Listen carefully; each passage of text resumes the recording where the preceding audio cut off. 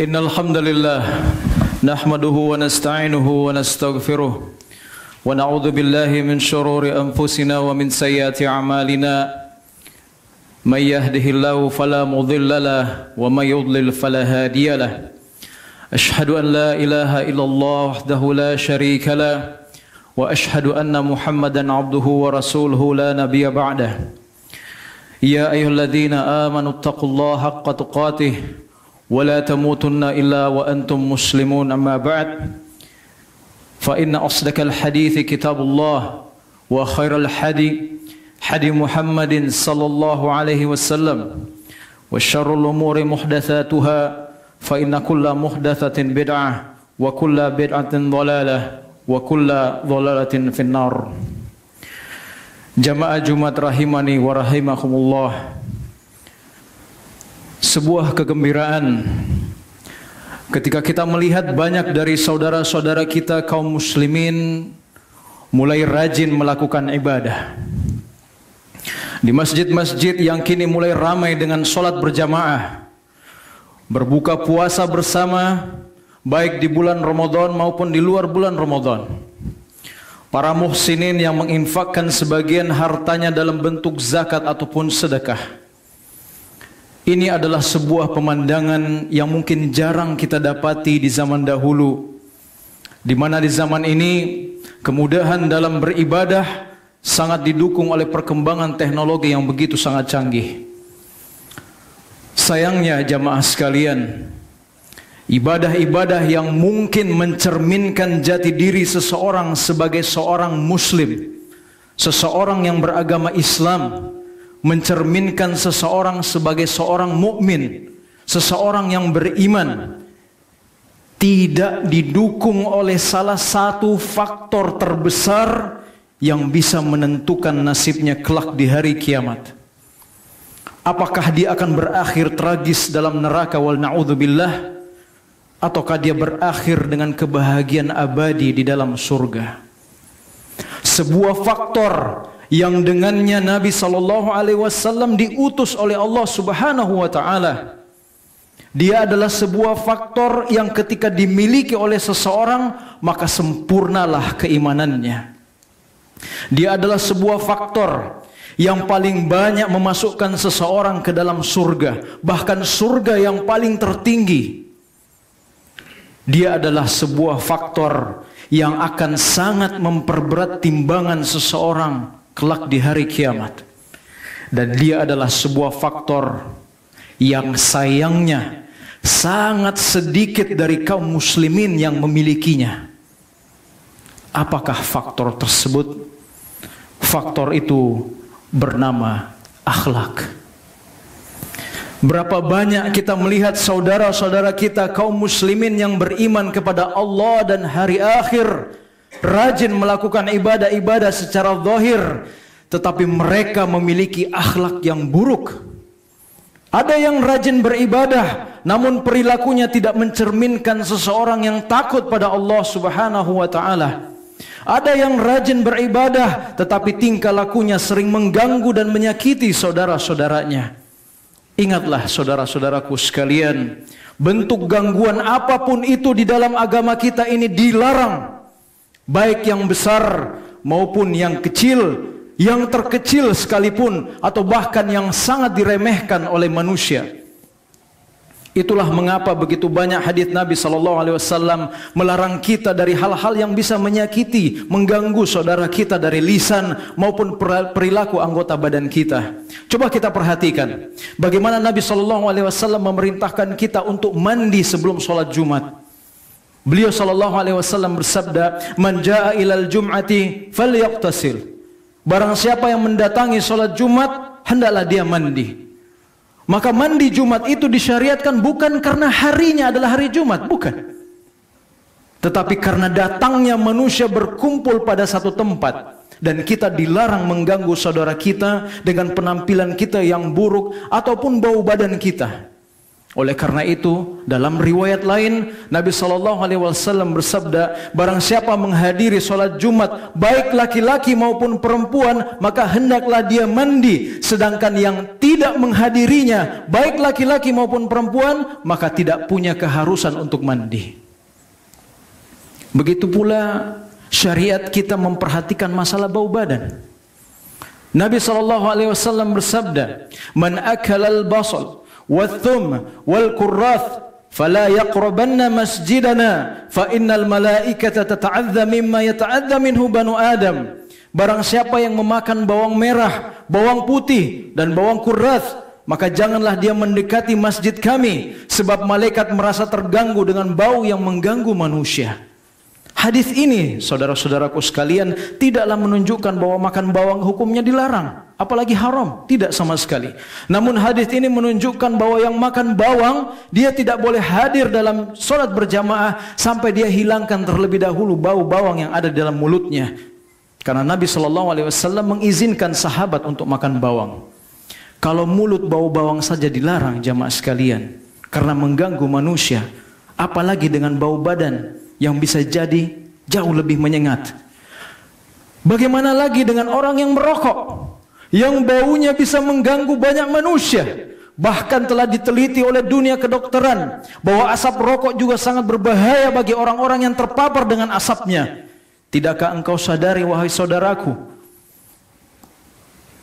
tidak hanya engkau melakukan perbuatan yang Allah haramkan, yang masih merokok, mereka ini melakukan perbuatan yang Allah haramkan. Tidakkah engkau sadari bahwa asap yang engkau timbulkan itu sangat mengganggu, membahayakan, bahkan menzalimi orang-orang lain di sekitarmu? Apakah ini dari akhlak yang baik seorang muslim? Perhatikan saudara-saudaraku sekalian, syariat ini menutup seluruh pintu-pintu yang dapat membahayakan manusia. Nabi SAW bersabda, la dharar wa la dhirar. Tidak boleh ada bahaya dan tidak boleh membahayakan. Perhatikan, ketika Rasulullah SAW pernah suatu waktu berjalan bersama dengan para sahabatnya memasuki pasar-pasar. Beliau memberi rambu-rambu kepada sahabatnya ketika memasuki pasar ataupun masjid. Beliau SAW bersabda, man marra fi syai'in min masajidina aw aswaqina binablin falyakhudh ala nisaliha la yaqir bi kaffihi musliman. Perhatikan baik-baik, barang siapa lewat dengan membawa panah di masjid atau pasar kita, maka hendaklah dia pegang ujung panahnya dengan tangannya. Agar apa? Agar tidak melukai seorang muslim. Subhanallah. Dalam perkara yang bisa menyakiti perasaan saudara kita pun, atau membuat dia bersedih pun, ini sudah dilarang oleh Rasulullah SAW. Dari Ibnu Mas'ud radhiyallahu an, beliau berkata, Rasulullah SAW bersabda, jika kalian bertiga, maka janganlah berbisik-bisik berduaan, sementara yang ketiga tidak diajak, sampai kalian bergaul dengan manusia. Kenapa? Karena hal ini bisa membuat orang yang ketiga tadi bersedih. Nabi SAW juga melarang kita mengganggu saudara kita dengan suara obrolan yang keras. Perhatikan, bukan hanya obrolan biasa, bukan hanya obrolan biasa, bahkan ketika kita melantunkan Al-Quran sekalipun, haram hukumnya kita keraskan suara tersebut sehingga mengganggu saudara-saudara kita. Diriwayatkan oleh Imam Abu Daud dari Abu Sa'id, suatu hari Rasulullah SAW beriktikaf di masjid bersama sahabatnya. Lalu beliau mendengar para sahabat saling mengeraskan bacaan Al-Qur'annya. Mereka bertilawah, tilawahnya mereka saking kerasnya mengganggu satu sama lain. Maka beliau keluar dari biliknya di masjid. Kemudian beliau SAW bersabda kepada para sahabat, inna kullakum munajin rabbah, fala yu'dhiyanna ba'dukum ba'dan, wa la yarfa' ba'dukum ala ba'din fil qira'ati, aw qala fis salah. Ketahuilah, sesungguhnya setiap kalian bermunajat kepada Rabbnya, setiap dari kalian beribadah kepada Allah Subhanahu wa ta'ala, maka janganlah kalian mengganggu sebagian yang lain, janganlah sebagian kalian mengeraskan bacaan terhadap sebagian yang lain. Atau beliau berkata, jangan keraskan suara kalian sedangkan ada orang lain yang sholat di samping kalian. Lihat bagaimana perhatian Nabi tentang pentingnya tidak mengganggu orang lain, bahkan dalam melakukan ibadah sekalipun, apakah itu sholat, membaca Al-Quran atau lainnya. Seluruh yang tidak ditunjukkan Nabi SAW pada ibadah-ibadah yang harus dikeraskan seperti azan dan lainnya, maka tidak boleh kita sengaja mengeraskannya dan menganggap itu sebagai syiar agama Islam. Bahkan ibadah yang memiliki keutamaan syahid pun, ibadah yang memiliki keutamaan syahid yang diganjar oleh Allah Subhanahu wa taala dengan pahala syahid, menjadi perhatian Nabi dalam menjaga ketertiban agar tidak mengganggu orang lain. Ibadah seperti jihad, berperang di jalan Allah. Perhatikan hadis Nabi sallallahu alaihi wasallam. Dalam sebuah riwayat dari Sahal bin Mu'adz bin Anas Al-Juhani radhiyallahu anhuma dari bapaknya, beliau pernah berkata, kami pernah menaklukkan benteng Sinan di negeri Romawi bersama Abdullah bin Abdul Malik. Maka manusia ketika itu menyempitkan perumahan dan memutus jalan-jalan. Maka Mu'adz berkata, wahai manusia, sungguh kami pernah berperang bersama Rasulullah dalam peperangan ini dan peperangan itu. Lalu manusia menyempitkan jalan-jalan manusia. Maka Rasulullah SAW mengutus seseorang untuk menyerukan kepada kami, man dayyaqa manzilan aw qata'a tariqan fala jihadalah, fala jihadalah. Barang siapa yang menyempitkan tempat persinggahan atau rumah-rumah orang, atau menghalangi atau memutuskan sebuah jalan, memutuskan jalan-jalan umum, menghalangi jalan-jalan umum, maka tidak ada jihad baginya, tidak ada jihad baginya. Perhatikan saudara-saudaraku sekalian, ini perang di jalan Allah, jihad yang mempunyai keutamaan syahid. Tapi kalau sampai memutus jalan, menyempitkan jalan manusia sehingga menyulitkan pengguna jalan, mengganggu pengguna jalan, mengganggu hingga menyempitkan rumah-rumah orang, maka Nabi SAW meniadakan jihad baginya. Tidak ada jihad baginya. Lalu bagaimana dengan orang-orang yang mengaku dirinya seorang muslim, lalu melakukan demonstrasi di jalan-jalan dengan mengatasnamakan jihad? Apakah ini akhlak seorang muslim? Aqulu qawli hadza wastaghfirullahu li wa lakum wa lisairil muslimina min dhammi wa khati'ati fastaghfirhu innahu huwal ghafurur rahim.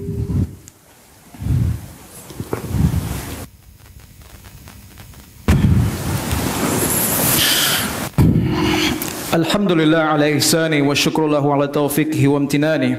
Ashhadu an la ilaha illallah ta'ziman li sya'ni wa ashhadu anna Muhammadan abduhu wa rasuluhu adda ila ridwani sallallahu alaihi wa ala alihi wa ashabihi wa ikhwanihi amma ba'd.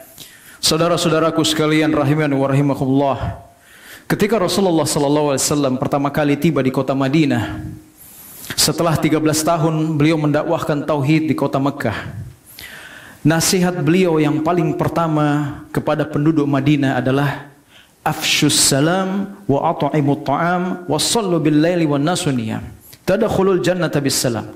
Tebarkanlah salam, berilah makan orang-orang yang tidak mampu makan, berilah makan kepada orang-orang miskin, dan salatlah malam ketika manusia sedang tidur, niscaya kalian akan masuk surga dengan selamat. Perhatikan baik-baik. Nasihat paling pertama Nabi SAW kepada penduduk kota Madinah adalah apa? Menebarkan akhlak yang baik, mengajarkan akhlak yang baik.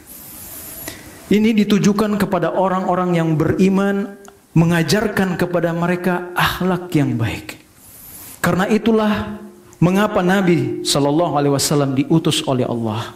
Nabi SAW bersabda, innama bu'ithtu li utammima shalihal akhlaq.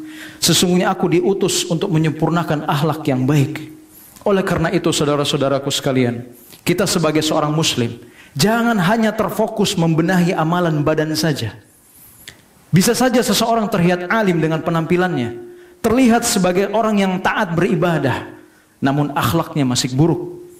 Ingatlah bahwa seorang mukmin itu, seorang yang beriman kepada Allah, hanyalah sempurna imannya dengan akhlak yang baik. Nabi SAW bersabda, akmalul mu'minina imanan ahsanuhum khuluqa. Kaum mukminin yang paling sempurna imannya adalah yang akhlaknya paling baik di antara mereka. Akhlak yang baik adalah bagian dari amal saleh yang dapat menambah keimanan dan memiliki bobot yang sangat berat dalam timbangannya kelak di hari kiamat. Pemilik akhlak yang baik sangat dicintai oleh Nabi sallallahu alaihi wasallam. Beliau bersabda, "Ma syai'un athqalu fi mizanil mu'mini yaumal qiyamati min khuluqin hasan." Tidak ada sesuatu pun yang lebih berat dari dalam timbangan seorang mukmin di hari kiamat melainkan akhlak yang baik. Beliau sallallahu alaihi wasallam juga bersabda, "Inna min ahabbikum ilayya wa aqrabikum minni majlisan yaumal qiyamah ahasinakum akhlaqa." Sesungguhnya yang paling aku cintai di antara kalian dan yang paling dekat majelisnya denganku pada hari kiamat adalah yang paling baik akhlaknya. Beliau sallallahu alaihi wasallam juga bersabda, "Innallaha karimun yuhibbul karama wa ma'aliyal akhlaq wa yubghidu sifsafaha." Sesungguhnya Allah Maha Mulia serta mencintai kemuliaan dan akhlak yang mulia dan membenci akhlak yang rendah lagi hina. Dan Nabi SAW telah menjamin surga bagi mereka yang paling bagus akhlaknya. Nabi SAW bersabda, "Ana za'imun bi baitin fi a'la'il jannati liman hasuna khuluquh." Aku menjamin rumah di bagian surga yang tertinggi bagi yang paling bagus akhlaknya. Oleh karena itu saudara-saudaraku sekalian, untuk bisa meraih akhlak yang baik ini, maka camkan baik-baik sebuah hadis dari Nabi SAW sebagai penutup khutbah ini. Kalau kita bisa meresapinya, kita bisa mengamalkannya, maka insya Allah kita bisa meraih akhlak yang baik dan mulia. Nabi SAW pernah bersabda, "La yu'minu ahadukum hatta yuhibbu li akhihi ma yuhibbu li nafsihi wa yakrahu lahu ma yakrahu li nafsihi." Tidaklah beriman salah seorang di antara kalian sampai dia mencintai untuk saudaranya apa yang dia cintai untuk dirinya sendiri, dan dia membenci bagi saudaranya apa yang dia benci bagi dirinya sendiri. Saudara-saudaraku sekalian, kalau kita sedang diperlakukan dengan baik, maka perlakukanlah dengan baik saudara kita. Dan kalau kita membenci sesuatu menimpa kita, maka janganlah timpakan hal tersebut kepada saudara kita. Kalau kita menyukai orang berempati terhadap kesulitan kita, maka berempatilah terhadap kesulitan saudara kita. Sebagaimana kita suka kalau diperlakukan dengan adil, maka adillah terhadap saudara-saudara kita dan jangan berbuat curang. Sebagaimana kita suka kalau diperlakukan lembut, maka lembutlah terhadap saudara-saudara kita. Sebagaimana kita suka khusyuk di dalam beribadah tanpa ada gangguan, maka janganlah mengganggu saudara-saudara kita yang lain dalam ibadahnya. Sebagaimana kita suka kalau jalan-jalan kita itu lapang dan tidak ada gangguan, maka janganlah mengganggu jalan-jalan saudara kita. Sebagaimana kita tidak menyukai hal-hal yang buruk menimpa kita, maka janganlah berbuat buruk kepada saudara-saudara kita. Sebagaimana kita tidak suka kalau kenyamanan kita diganggu, maka janganlah mengganggu kenyamanan saudara-saudara kita. Oleh karena itu, jemaah sekalian, saya wasiatkan kepada diri saya sendiri dan seluruh kaum muslimin untuk menghiasi diri dengan akhlak yang bagus dan pergaulan yang baik dengan orang lain. Bersikap rendah hatilah dan berlemah lembutlah terhadap orang lain.